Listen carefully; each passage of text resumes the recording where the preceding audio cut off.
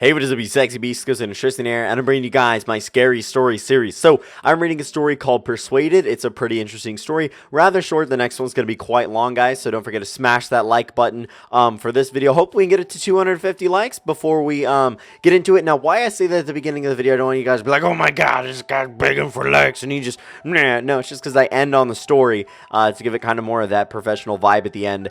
And yeah, so I hope we can do that. Remember the fact that I love you guys. The next story is going to be quite long, and I'm going to get right into it.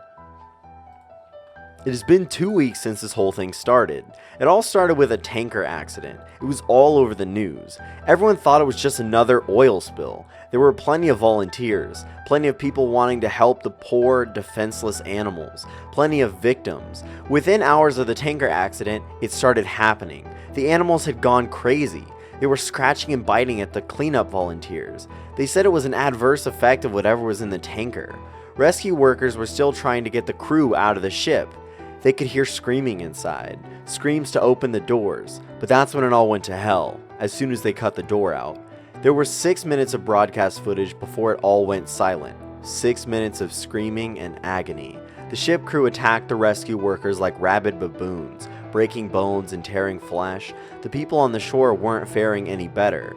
Those that had been attacked by animals were attacking everyone else. It was worse than any war zone report. It was sheer brutality, and yet the broadcast went on for 6 minutes. 6 minutes and then blank faces. Nobody could explain what was happening. They tried to continue with the regular news, the economy, the weather, a cute human interest story, but they couldn't make us unsee what we saw. I tried to continue with my regular existence, but every time I switched on the news or walked by a newsstand, it was there, this big mystery. They had some explanations, some kind of infection, brain parasites, but it didn't matter. It was an infection we were afraid of. It was them. 4 days after the initial report, a state of emergency was raised, and yet we'd all seen this before every zombie movie ever. People didn't know who to trust. People were stockpiling food and weapons. Some tried to flee, but it seemed every zombie movie was right. They didn't make it. 3 days later, they arrived in my town. I expected moans, shuffling corpses, dismemberment, but that's where the movies lied. They ran through the streets, screaming. I remember running to my front door as fast as I could, locking, barricading, doing anything to make sure it would stay shut.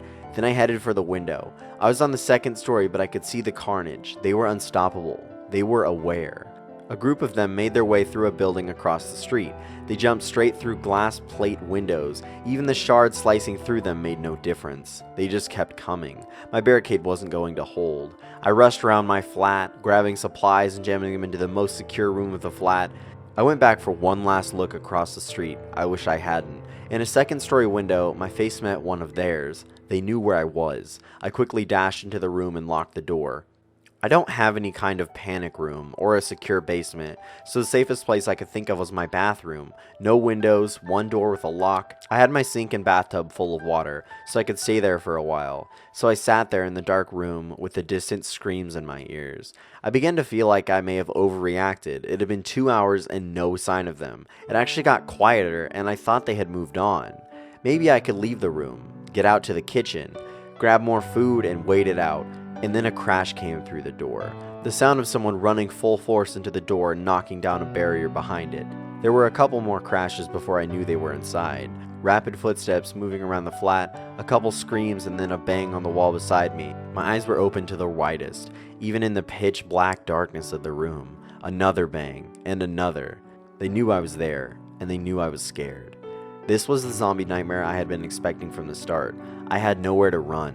There was only so much time before they would break in. I sat with my back to the door, hoping my extra weight would make it harder for them to get in. And then it got worse. Why don't you open the door?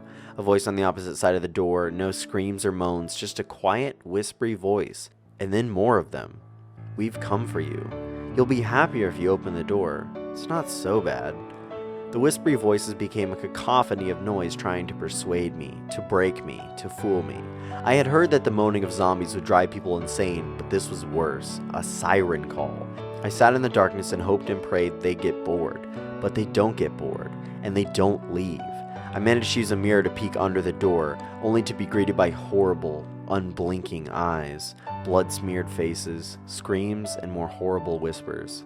That was 2 days ago. I don't know what to do anymore. Maybe it won't be so bad.